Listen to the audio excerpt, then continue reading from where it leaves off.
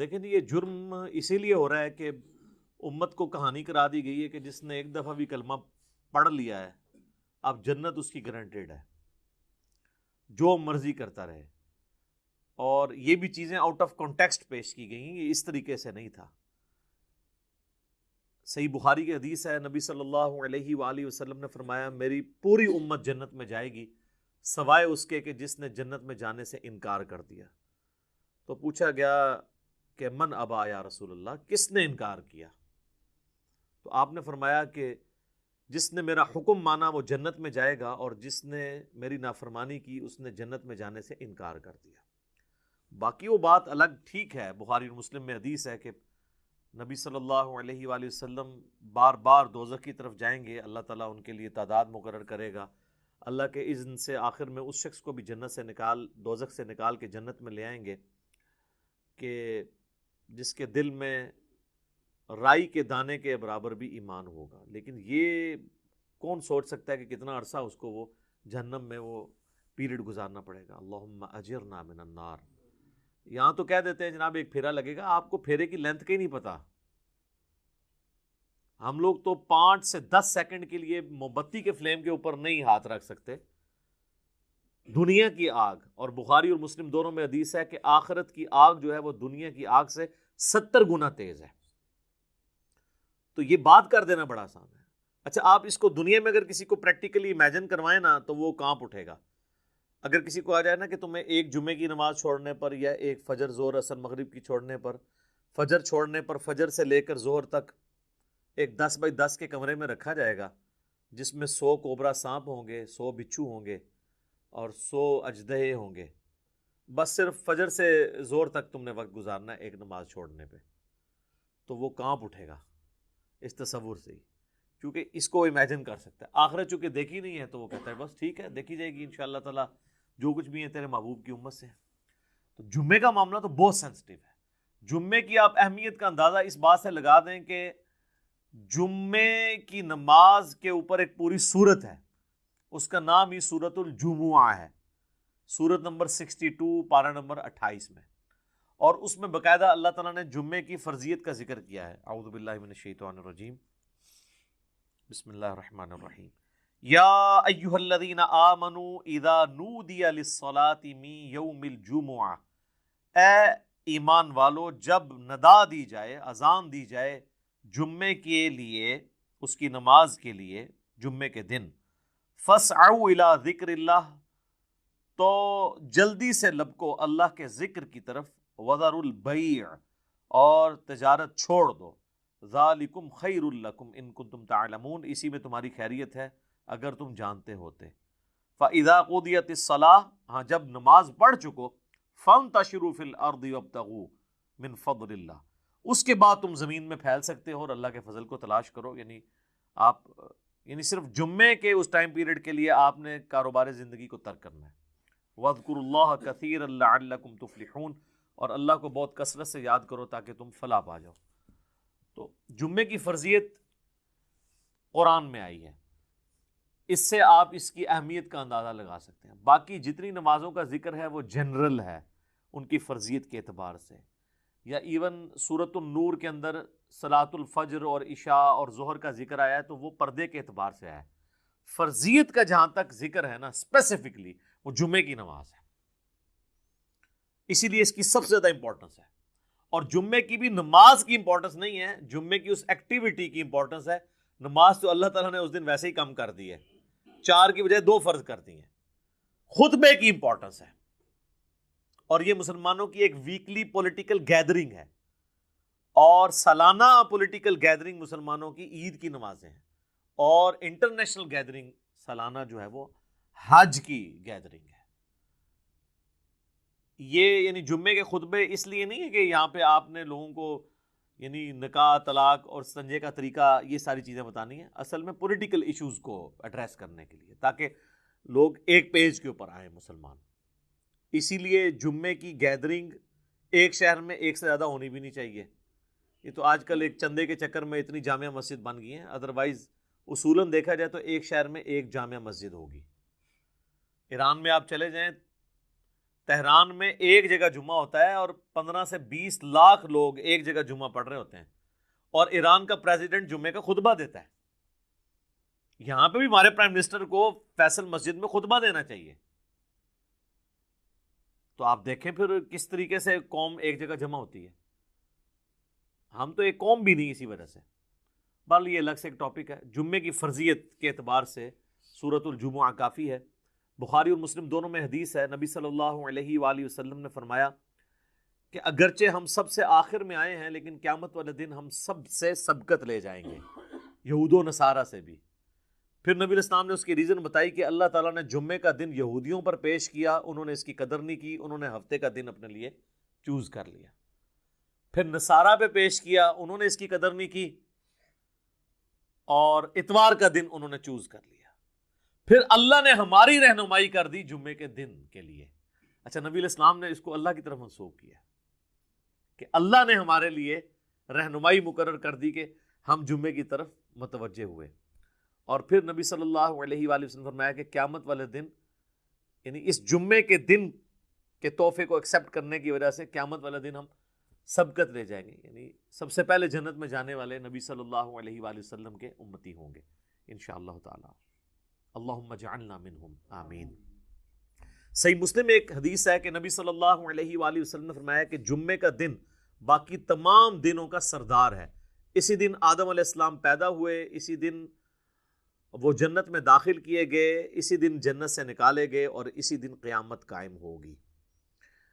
ایک اور حدیث ہے بخاری اور مسلم دونوں میں، نبی صلی اللہ علیہ وآلہ وسلم نے فرمایا کہ جمعے کے دن ایک گھڑی، ایک لمحہ ایسا آتا ہے کہ اس گھڑی میں جو اللہ سے خیر مانگی جائے نا، اللہ تعالیٰ وہ خیر عطا فرما دیتا ہے. اچھا، اس میں اب مختلف اقوال ہیں. بہرحال صحیح مسلم میں ایک حدیث ہے کہ نبی علیہ السلام نے فرمایا کہ یہ جو قبولیت کی گھڑی ہے نا، یہ خطیب کے ممبر پر بیٹھنے سے لے کر نماز جمعہ کے ختم ہونے تک ہے. اس دوران یہ ایکٹیویٹی ہے، یعنی ایک گھڑی ایسی آتی ہے جو قبولیت کا وقت ہے. ویسے پبلک میں مشہور ہے کہ وہ دو خطبوں کے درمیان وہ بھی ہو سکتا ہے، اس کے علاوہ بھی نماز کا بھی وقت ہو سکتا ہے جس میں آپ اللہ کی طرف رجوع لاتے ہیں. اس لیے آپ دیکھیں کہ بخاری اور مسلم دونوں میں حدیث ہے، نبی صلی اللہ علیہ وآلہ وسلم نے فرمایا جو جمعے والے دن سب سے پہلی گھڑی میں آتا ہے اسے اونٹ نحر کرنے کا ثواب دیا جاتا ہے. جو اس کے بعد آتا ہے اسے ایک گائے ذبح کرنے کا ثواب. جو اس کے بعد آتا ہے اسے ایک بھیڑ یا بکری ذبح کرنے کا ثواب. جو اس کے بعد آتا ہے اسے ایک مرغی ذبح کرنے کا ثواب. اور جو بالکل اینڈ پہ آتا ہے اسے انڈا صدقہ کرنے کا ثواب. اور پھر اس کے بعد الفاظ ہے کہ اس کے بعد فرشتے رجسٹر بند کر دیتے ہیں جب خطیب ممبر پہ چڑھ جاتا ہے. یعنی یہ ساری گھڑیاں خطیب کے ممبر پہ چڑھنے سے پہلے ہیں. اور پھر فرشتے جو ہے وہ بھی الذکر سننا شروع کر دیتے ہیں. الذکر یعنی جو خطیب خطبہ دے رہا ہے، بشرطے کہ وہ ذکر ہو، کہانیاں نہ ہو. الذکر تو پھر سر یہی ہے، انا نحن نزلنا الذکر وانا لہ لحافظون. صحیح مسلم میں حدیث ہے کہ نبی علیہ السلام کے جمعے کا خطبہ جو ہے وہ قرآن ہی ہوا کرتا تھا. 4 حدیثیں اوپر تلے. ایک صحابیہ کہتی ہے کہ میں نے حضور علیہ السلام سے جمعے کے خطبے میں اتنی دفعہ سورہ قاف جو پارہ نمبر 26 میں آتی ہے سنی کہ مجھے زبانی یاد ہو گئی. اب ہر جمعے میں وہ ظاہر تذکیر والی صورت ہے تو وہ الذکر سننا شروع کر دیتے ہیں. اور پھر اس کے بعد جو آتا ہے نا، پھر اسے نارمل صرف نماز کا ثواب ملتا ہے. جو ایکسٹرا آرڈنری ثواب ہے نا جمعے کا وہ ختم ہو جاتا ہے. اچھا، اسی حدیث میں الفاظ ہیں کہ جو پہلی گھڑی میں آئے اس کے لیے ثواب. پھر اس میں نبی علیہ السلام نے یہ بھی فرمایا کہ پھر جتنا مقدر ہو تم نماز ادا کرو. یعنی جمعے سے پہلے آپ 2 4 6 8 10 جتنی مرضی نفلی رکعتیں پڑھ سکتے ہیں. اچھا، اس میں ایک حدیث ضعیف بھی پیش کی جاتی ہے ابو داؤد کی کہ جمعے والے دن مکروہ وقت کوئی نہیں ہوتا، وہ روایتی کمزور ہے. اس کا تو آپ نے بہرحال خیال رکھنا ہوگا. وہ جو 5-7 منٹ ہوتے ہیں جب سورج اپنے ٹریک میں بالکل سینٹر میں ہوتا ہے، جسے آپ زوال کہتے ہیں، وہ زوال نہیں ہوتا، وہ ضحبہ کبریٰ ہوتا ہے. زوال آفتاب تو کہتے ہیں آپ ظہر کا وقت شروع ہونے کو ہے، سورج گرنا شروع ہو جائے مغرب کی طرف. سینٹر سے ذرا سا ہٹے گا تو مکروہ وقت ختم ہو جائے گا. ایگزیکٹ سینٹر میں آپ سمجھ لیں وہ جو 5-7 منٹ ہیں وہ مکروہ وقت ہے. اس سے پہلے بھی آپ نفلی نماز پڑھ سکتے ہیں، اس کے بعد بھی ایگزیکٹ اس وقت نہیں پڑھ سکتے. تو جتنی مقدر ہو پڑھو. البتہ بخاری اور مسلم میں حدیث ہے کہ جب خطیب جو ہے وہ خطبہ دے رہا ہو نا تو پھر آپ نے 2 رکعتیں پڑھنی ہے، اور اس وقت تک نہیں بیٹھنا جب تک وہ 2 رکعتیں نہ پڑھ لیں. یہ جمعے کے دن کا پروٹوکول ہے، عام نمازوں کے لیے نہیں ہے. اور 2 سے زیادہ پھر نہیں پڑھنی جب خطبہ شروع ہو جائے، کیونکہ اصل مقصد تو خطبہ سننا ہے. اور اگر خطبہ شروع نہیں ہوا تو صحابہ کا جو معمول ہے وہ کم از کم 4 رکھتے تھی جمعے سے پہلے، کم از کم 2 تو پڑھنی ہے آپ نے. اور بعد میں صحیح مسلم میں آتا ہے کہ جس نے جمعے کے بعد نماز پڑھنی ہے وہ 4 رکعتیں پڑھے. 2 کر کے بھی پڑھ سکتے ہیں اور اکٹھی 4 بھی پڑھ سکتے ہیں، دونوں طریقے سے ثابت ہے. تو یہ جمعے کی رکعتیں میں نے بتا دی، یعنی ٹوٹل کتنی ہوئی؟ 8. 2 سنتیں پہلے، 2 فرض اور 4 سنتیں بعد میں. اور اگر آپ نے پہلے 4 سنتیں پڑھنی ہیں تو پھر 10 ہوگی. تو نبی صلی اللہ علیہ وآلہ وسلم نے یعنی یہ ترغیب دلائی ہے کہ جمعے والے دن خطیب کے ممبر پہ چڑھنے سے پہلے پہنچ جائے. اب حنفیوں کی چونکہ تقریر انہوں نے لادہ کر لی ہوئی ہے تو حنفیوں کے لیے یہ نہیں ہوگا کہ عربی خطبہ سننا ہوگا. وہ بھی جب ممبر پہ خطیب چڑھتا ہے نا اردو خطبے کے لیے، تو اس کے بعد رجسٹر ان کے بند ہو جائیں گے. اب چونکہ انہوں نے اپنے پبلک کو پڑھایا ہوا ہے کہ یہ تقریر جو ہے یہ لادہ سے ہے، اصل عربی کے خطبے ہوتے ہیں، پھر لوگ کہتے ہیں پھر اصل ہی آگے سنیں گے جو ہمیں بھی سمجھ نہ آئے. اور معذرت کے ساتھ جو پڑھ رہے ہوتے ہیں ان کو بھی نہیں سمجھ ہوتی کہ وہ پڑھ رہے کیا ہیں. حقیقت بات ہے، کئی جو ائمہ ہے آپ ان سے کہنا یہ جو تم نے عربی خطبہ پڑھا اس کا ترجمہ بتاؤ کیا ہے.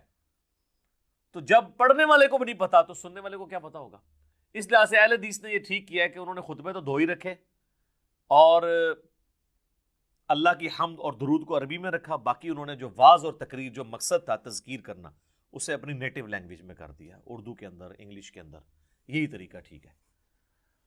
تو حنفیوں نے وہ تقریر ایک تیسرا خطبہ ایڈ کر دیا اور وہ بھی پھر بیٹھ کے شروع ہو گیا. حالانکہ خطبہ تو کھڑے ہو کے ہوتا ہے جمعے کا، بیٹھ کے تو آپ دے نہیں سکتے.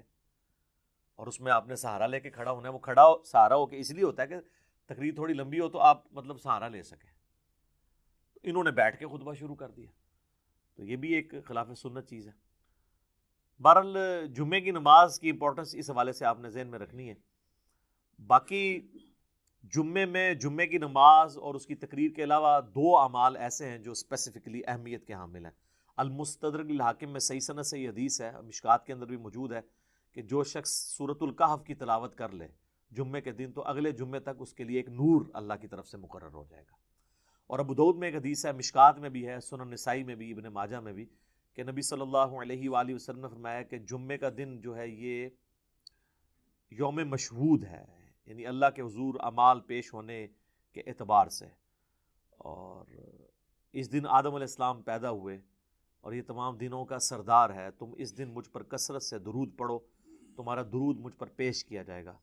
تو صحابہ نے عرض کیا اللہ کے محبوب علیہ السلام جب آپ فوت ہو جائیں گے اور آپ کی ہڈیاں مٹی میں مل جائیں گی، یہ الفاظ ہیں حدیث کے، کیونکہ اس وقت 295C اس طرح اپلائی نہیں ہوتی تھی سوال پوچھنے کے اوپر، تو تب بھی آپ پہ درود پیش ہوگا. تو آپ نے فرمایا ہاں، ان اللہ حرم علی الارض ان تأکل اجساد الانبیاء، بے شک اللہ تعالیٰ نے حرام کر دیا ہے مٹی کے لیے کہ وہ نبیوں کے جسموں کو کھائے. تو درود مجھ پر اس وقت بھی پیش ہوگا. تو جمعے کا دن اسپیسیفکلی درود شریف کا دن بھی ہے. اللہم صلی علی محمد وعلی آل محمد.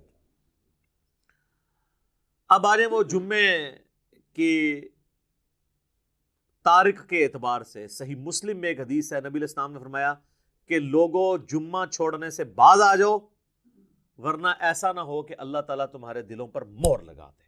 اور یہ مہر وہ ہے صم بکم عمی فہم لا یرجعون، ختم اللہ علی قلوبہم وعلی سمعہم وعلی ابصارہم والعیاذ باللہ تعالی. اور جامع ترمذی میں حدیث ہے جس نے مسلسل 3 جمعے چھوڑ دیے اللہ تعالیٰ اس کے دل پر مہر لگا دے گا. اچھا، اسی وجہ سے یہ پبلک مشہور ہے کہ 3 کٹھے نہیں چھوٹنے چاہیے. اندازہ کریں آپ، ان کو پتہ ہی نہیں ہے کہ یار مطلب صرف جمعہ ہی ہے مسلمان کے لیے، 3 نہیں چھوٹنے چاہیے. وہ کہتے ہیں نہیں، مسلم شریف میں حدیث ہے نا کہ ایک جمعے سے لے کر دوسرا جمعہ درمیان کے گناہوں کا کفارہ ہے. یعنی جو کام چک کے رکھو جمعہ پڑھ لو، کام ختم.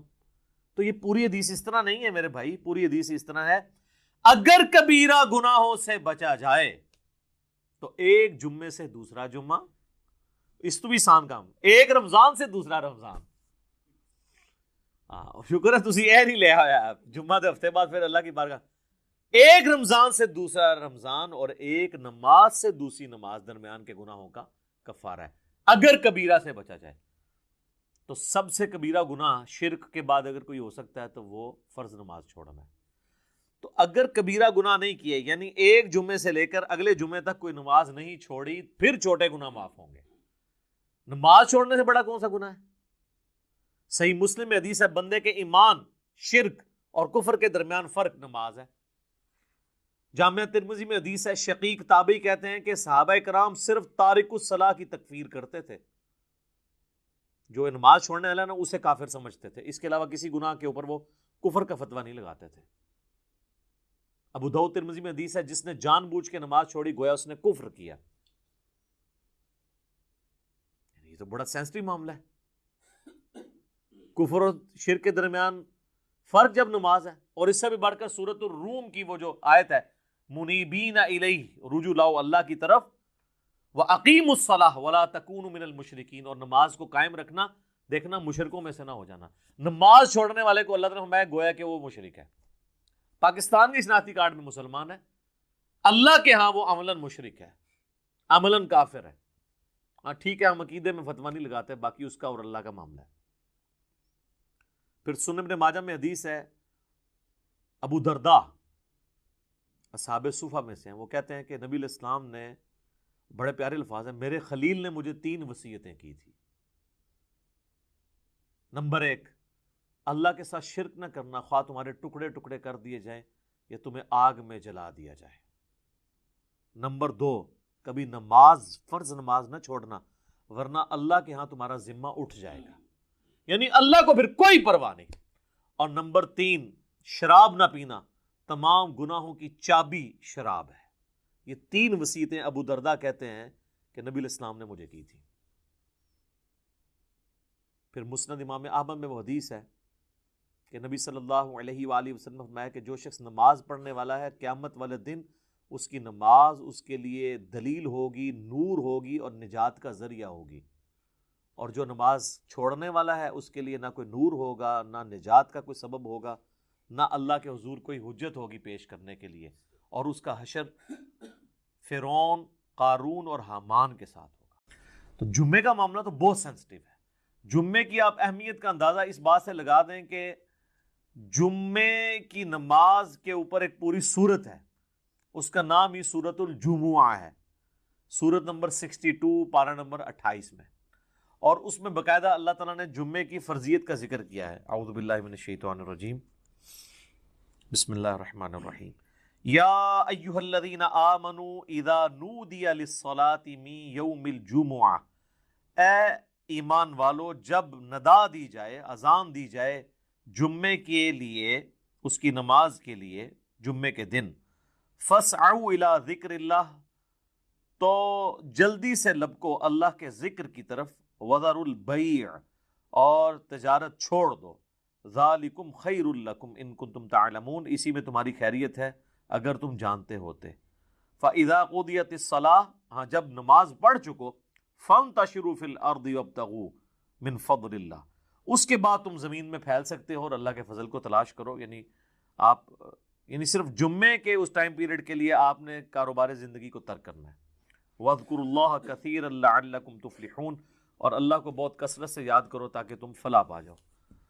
تو جمعے کی فرضیت قرآن میں آئی ہے، اس سے آپ اس کی اہمیت کا اندازہ لگا سکتے ہیں. باقی جتنی نمازوں کا ذکر ہے وہ جنرل ہے ان کی فرضیت کے اعتبار سے، یا ایون سورۃ النور کے اندر صلاۃ الفجر اور عشاء اور ظہر کا ذکر آیا ہے تو وہ پردے کے اعتبار سے آیا ہے.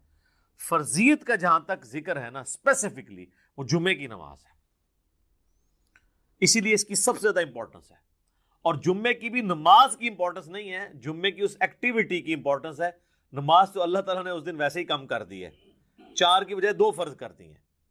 خطبے کی امپورٹنس ہے، اور یہ مسلمانوں کی ایک ویکلی پولیٹیکل گیدرنگ ہے، اور سالانہ پولیٹیکل گیدرنگ مسلمانوں کی عید کی نمازیں ہیں، اور انٹرنیشنل گیدرنگ سالانہ جو ہے وہ حج کی گیدرنگ ہے. یہ یعنی جمعے کے خطبے اس لیے نہیں ہے کہ یہاں پہ آپ نے لوگوں کو یعنی نکاح، طلاق اور استنجے کا طریقہ، یہ ساری چیزیں بتانی ہیں اصل میں پولیٹیکل ایشوز کو ایڈریس کرنے کے لیے، تاکہ لوگ ایک پیج کے اوپر آئیں مسلمان۔ اسی لیے جمعے کی گیدرنگ ایک شہر میں ایک سے زیادہ ہونی بھی نہیں چاہیے۔ یہ تو آج کل ایک چندے کے چکر میں اتنی جامع مسجد بن گئی ہیں، ادروائز اصولاً دیکھا جائے تو ایک شہر میں ایک جامع مسجد ہوگی۔ ایران میں آپ چلے جائیں، تہران میں ایک جگہ جمعہ ہوتا ہے اور 15 سے 20 لاکھ لوگ ایک جگہ جمعہ پڑھ رہے ہوتے ہیں، اور ایران کا پریزیڈنٹ جمعے کا خطبہ دیتا ہے۔ یہاں پہ بھی ہمارے پرائم منسٹر کو فیصل مسجد میں خطبہ دینا چاہیے۔ تو آپ دیکھیں پھر کس طریقے سے قوم ایک جگہ جمع ہوتی ہے۔ ہم تو ایک قوم بھی نہیں اسی وجہ سے۔ بہرحال یہ الگ سے ایک ٹاپک ہے۔ جمعے کی فرضیت کے اعتبار سے سورۃ الجمعہ کافی ہے۔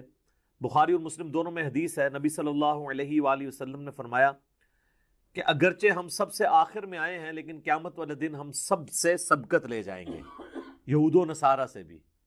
پھر نبی علیہ السلام نے اس کی ریزن بتائی کہ اللہ تعالیٰ نے جمعے کا دن یہودیوں پر پیش کیا، انہوں نے اس کی قدر نہیں کی، انہوں نے ہفتے کا دن اپنے لیے چوز کر لیا۔ پھر نصارہ پہ پیش کیا، انہوں نے اس کی قدر نہیں کی اور اتوار کا دن انہوں نے چوز کر لیا۔ پھر اللہ نے ہماری رہنمائی کر دی جمعے کے دن کے لیے۔ اچھا، نبی علیہ السلام نے اس کو اللہ کی طرف منسوب کیا کہ اللہ نے ہمارے لیے رہنمائی مقرر کر دی کہ ہم جمعے کی طرف متوجہ ہوئے۔ اور پھر نبی صلی اللہ علیہ وآلہ وسلم فرمایا کہ قیامت والے دن، یعنی اس جمعے کے دن کے تحفے کو ایکسیپٹ کرنے کی وجہ سے قیامت والے دن ہم سبقت لے جائیں گے، یعنی سب سے پہلے جنت میں جانے والے نبی صلی اللہ علیہ وآلہ وسلم کے امتی ہوں گے انشاءاللہ تعالی۔ اللہم اجعلنا منہم، آمین۔ صحیح مسلم میں ایک حدیث ہے کہ نبی صلی اللہ علیہ وآلہ وسلم نے فرمایا کہ جمعے کا دن باقی تمام دنوں کا سردار ہے۔ اسی دن آدم علیہ السلام پیدا ہوئے، اسی دن وہ جنت میں داخل کیے گئے، اسی دن جنت سے نکالے گئے، اور اسی دن قیامت قائم ہوگی۔ ایک اور حدیث ہے بخاری اور مسلم دونوں میں، نبی صلی اللہ علیہ وآلہ وسلم نے فرمایا کہ جمعے کے دن ایک گھڑی، ایک لمحہ ایسا آتا ہے کہ اس گھڑی میں جو اللہ سے خیر مانگی جائے نا، اللہ تعالیٰ وہ خیر عطا فرما دیتا ہے۔ اچھا، اس میں اب مختلف اقوال ہیں۔ بہرحال صحیح مسلم میں ایک حدیث ہے کہ نبی علیہ السلام نے فرمایا کہ یہ جو قبولیت کی گھڑی ہے نا، یہ خطیب کے منبر پر بیٹھنے سے لے کر نماز جمعہ کے ختم ہونے تک ہے۔ اس دوران یہ ایکٹیویٹی ہے، یعنی ایک گھڑی ایسی آتی ہے جو قبولیت کا وقت ہے۔ ویسے پبلک میں مشہور ہے کہ وہ دو خطبوں کے درمیان وہ بھی ہو سکتا ہے، اس کے علاوہ بھی نماز کا بھی وقت ہو سکتا ہے جس میں آپ اللہ کی طرف رجوع لاتے ہیں۔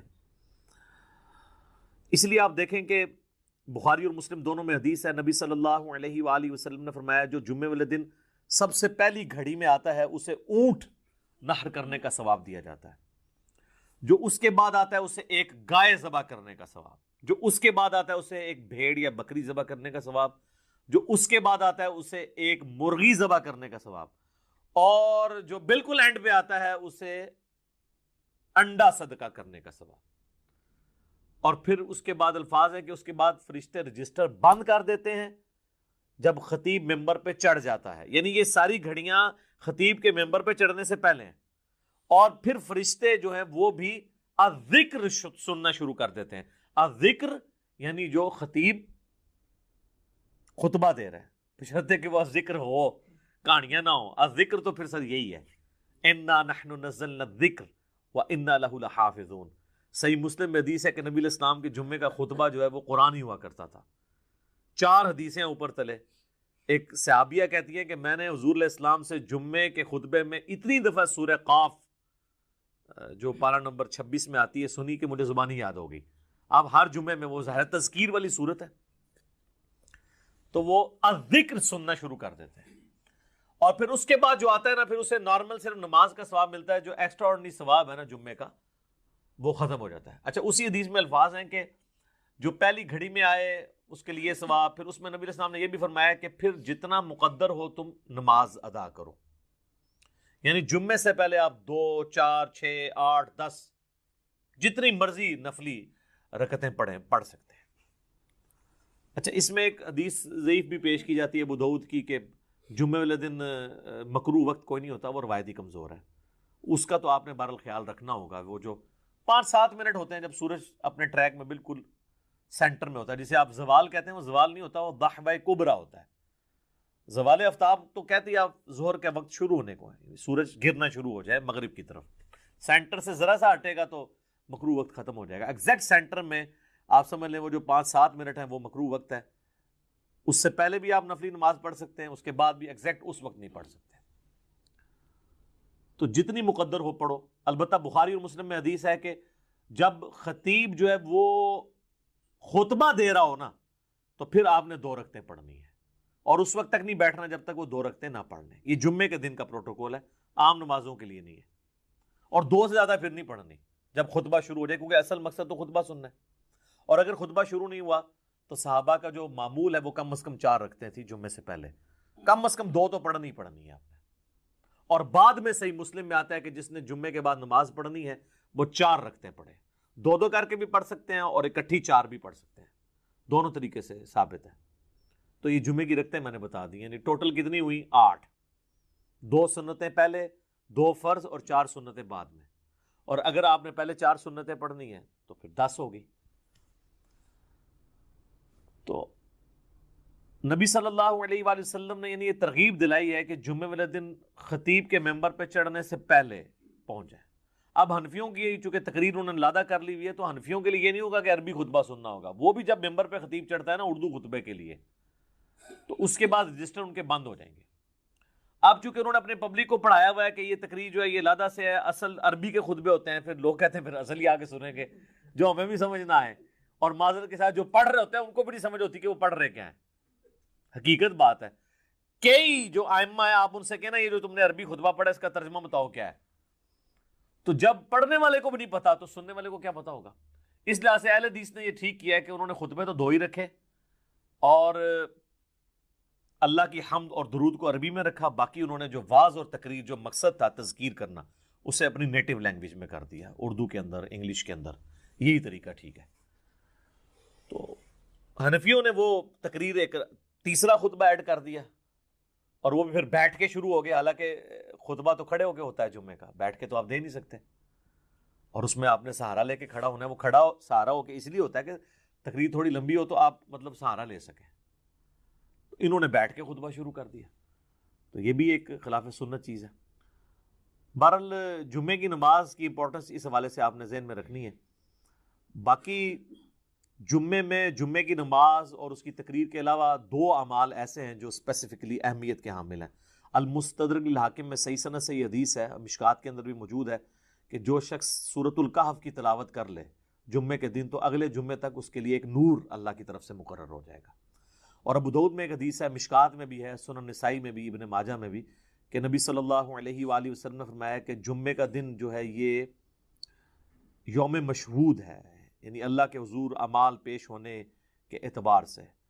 اور اس دن آدم علیہ السلام پیدا ہوئے اور یہ تمام دنوں کا سردار ہے. تم اس دن مجھ پر کثرت سے درود پڑھو, تمہارا درود مجھ پر پیش کیا جائے گا. تو صحابہ نے عرض کیا اللہ کے محبوب علیہ السلام جب آپ فوت ہو جائیں گے اور آپ کی ہڈیاں مٹی میں مل جائیں گی, یہ الفاظ ہیں حدیث کے, کیونکہ اس وقت 295C اس طرح اپلائی نہیں ہوتی تھی سوال پوچھنے کے اوپر, تو تب بھی آپ پہ درود پیش ہوگا. تو آپ نے فرمایا ہاں, ان اللہ حرم علی الارض ان تأکل اجساد الانبیاء, بے شک اللہ تعالیٰ نے حرام کر دیا ہے مٹی کے لیے کہ وہ نبیوں کے جسموں کو کھائے. تو درود مجھ پر اس وقت بھی پیش ہوگا. تو جمعے کا دن اسپیسیفکلی درود شریف کا دن بھی ہے. اللہم صلی علی محمد وعلی آل محمد. اب آ جائیں وہ جمعے کی تاریخ کے اعتبار سے. صحیح مسلم میں ایک حدیث ہے, نبی علیہ السلام نے فرمایا کہ لوگوں جمعہ چھوڑنے سے بعد آ جاؤ, ورنہ ایسا نہ ہو کہ اللہ تعالیٰ تمہارے دلوں پر مہر لگا دے. اور یہ مہر وہ ہے صم بکم عمی فہم لا یرجعون, ختم اللہ علی قلوبہم وعلی سمعہم وعلی ابصارہم والعیاذ باللہ تعالی. اور جامع ترمذی میں حدیث ہے جس نے مسلسل 3 جمعے چھوڑ دیے اللہ تعالیٰ اس کے دل پر مہر لگا دے گا. اچھا, اسی وجہ سے یہ پبلک مشہور ہے کہ 3 کٹھے نہیں چھوٹنے چاہیے. اندازہ کریں آپ, ان کو پتہ ہی نہیں ہے کہ یار مطلب صرف جمعہ ہی ہے مسلمان کے لیے, 3 نہیں چھوٹنے چاہیے. وہ کہتے ہیں نہیں, مسلم شریف میں حدیث ہے نا کہ ایک جمعے سے لے کر دوسرا جمعہ درمیان کے گناہوں کا کفارہ ہے. یعنی جو کام چک کے رکھو، جمعہ پڑھ لو، کام ختم۔ تو یہ پوری حدیث اس طرح نہیں ہے میرے بھائی، پوری حدیث اس طرح ہے اگر کبیرہ گناہوں سے بچا جائے تو ایک جمعے سے دوسرا جمعہ، اس تو بھی آسان کام، ایک رمضان سے دوسرا رمضان۔ شکر ہے تسی اے نہیں لے آیا جمعہ دے ہفتے بعد پھر اللہ کی بارگاہ، ایک رمضان سے دوسرا رمضان اور ایک نماز سے دوسری نماز درمیان کے گناہوں کا کفارہ ہے اگر کبیرہ سے بچا جائے۔ تو سب سے کبیرہ گناہ شرک کے بعد اگر کوئی ہو سکتا ہے تو وہ فرض نماز چھوڑنا ہے۔ تو اگر کبیرہ گناہ نہیں کیے، یعنی ایک جمعے سے لے کر اگلے جمعے تک کوئی نماز نہیں چھوڑی، پھر چھوٹے گناہ معاف ہوں گے۔ نماز چھوڑنے سے بڑا کون سا گناہ ہے؟ صحیح مسلم میں حدیث ہے بندے کے ایمان، شرک اور کفر کے درمیان فرق نماز ہے۔ جامعہ ترمذی میں حدیث ہے شقیق تابعی کہتے ہیں کہ صحابہ کرام صرف تارک الصلاح کی تکفیر کرتے تھے، جو نماز چھوڑنے والا نا اسے کافر سمجھتے تھے، اس کے علاوہ کسی گناہ کے اوپر وہ کفر کا فتویٰ نہیں لگاتے تھے۔ ابو داؤد ترمذی میں حدیث ہے جس نے جان بوجھ کے نماز چھوڑی گویا اس نے کفر کیا۔ یہ تو بڑا سینسٹیو معاملہ ہے، کفر اور شرک کے درمیان فرق جب نماز ہے۔ اور اس سے بھی بڑھ کر سورۃ الروم کی وہ جو آیت ہے منیبین الیہ، رجوع لاؤ اللہ کی طرف، وَأَقِيمُوا الصَّلَاةَ وَلَا تَكُونُوا مِنَ الْمُشْرِكِينَ، اور نماز کو قائم رکھنا، دیکھنا مشرکوں میں سے نہ ہو جانا۔ نماز چھوڑنے والے کو اللہ تعالیٰ نے فرمایا گویا کہ وہ مشرک ہے۔ پاکستان کی شناختی کارڈ میں مسلمان ہے، اللہ کے ہاں وہ عملاً مشرک ہے، عملاً کافر ہے۔ ہاں ٹھیک ہے، ہم عقیدے میں فتویٰ نہیں لگاتے، باقی اس کا اور اللہ کا معاملہ ہے۔ پھر سنن ابن ماجہ میں حدیث ہے ابو درداء اصحاب صوفہ میں سے ہیں، وہ کہتے ہیں کہ نبی علیہ السلام نے، بڑے پیارے الفاظ ہیں، میرے خلیل نے مجھے 3 وصیتیں کی تھی۔ نمبر 1، اللہ کے ساتھ شرک نہ کرنا، خواہ تمہارے ٹکڑے ٹکڑے کر دیے جائیں یا تمہیں آگ میں جلا دیا جائے۔ نمبر 2، کبھی نماز، فرض نماز نہ چھوڑنا ورنہ اللہ کے ہاں تمہارا ذمہ اٹھ جائے گا، یعنی اللہ کو پھر کوئی پرواہ نہیں۔ اور نمبر 3، شراب نہ پینا، تمام گناہوں کی چابی شراب ہے۔ یہ 3 وصیتیں ابو درداء کہتے ہیں کہ نبی علیہ السلام نے مجھے کی تھی۔ پھر مسند امام احمد میں وہ حدیث ہے کہ نبی صلی اللہ علیہ وآلہ وسلم نے فرمایا کہ جو شخص نماز پڑھنے والا ہے قیامت والے دن اس کی نماز اس کے لیے دلیل ہوگی، نور ہوگی اور نجات کا ذریعہ ہوگی، اور جو نماز چھوڑنے والا ہے اس کے لیے نہ کوئی نور ہوگا، نہ نجات کا کوئی سبب ہوگا، نہ اللہ کے حضور کوئی حجت ہوگی پیش کرنے کے لیے، اور اس کا حشر فرعون، قارون اور حامان کے ساتھ ہوگا، والعیاذ باللہ تعالی۔ اور ایک اور حدیث ہے سنن ابی داؤد میں کہ قیامت والے دن سب سے پہلے نماز کے بارے میں سوال کیا جائے گا، اور پھر فرمایا کہ جس کی نماز درست نکل آئی اس کے باقی معاملات آسان ہو جائیں گے، اور جس کی نماز ہی غلط نکلی اس کے بعد کے معاملات اس سے زیادہ مشکل ہو جائیں گے۔ پھر اسی حدیث میں الفاظ ہیں کہ اگر کسی کے فرائض میں کوئی کوتاہی رہ گئی تو اللہ تعالیٰ فرشتوں سے کہے گا کہ میرے بندوں، اس بندے کی کوئی نفلی عبادت دیکھو، جو ہم سنت پڑھتے ہیں، یعنی 12 سنتیں موقعہ نفلی عبادت ہے، تو فرائض کی کمی اس سے پوری کر لی جائے، لیکن فرض کے اوپر کوئی کمپرومائز نہیں ہے۔ لہذا یہ جمعے کے معاملے کو اتنا ہلکا جاننا اور کہنا جی بس ٹھیک ہے دیکھی جائے گی، کوئی فرق نہیں پڑتا۔ اور حقیقت بات تو یہ ہے کہ علماء عرب تو آپ کو پتہ ہے کہ نماز چھوڑنے والے کی تکفیر کرتے ہیں، اور ان کے فتوے کے تحت تو پھر ظاہر ہے کہ نکاح بھی ٹوٹ جائے گا، جو انہوں نے پوچھا نکاح تو ٹوٹ جائے گا ظاہر ہے۔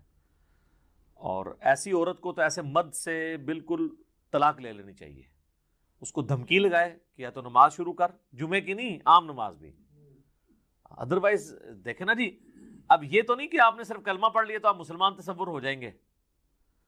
یعنی اسلام 3 چیزوں کا نام ہے نا، اقرار باللسان، زبان سے اقرار کرنا، وتصدیق بالقلب، اور دل سے تصدیق کرنا، وعمل بالجوارح، اور اپنے اعمال کے ساتھ، جوارح کے ساتھ اس کو ایگزیکیوٹ بھی کرنا۔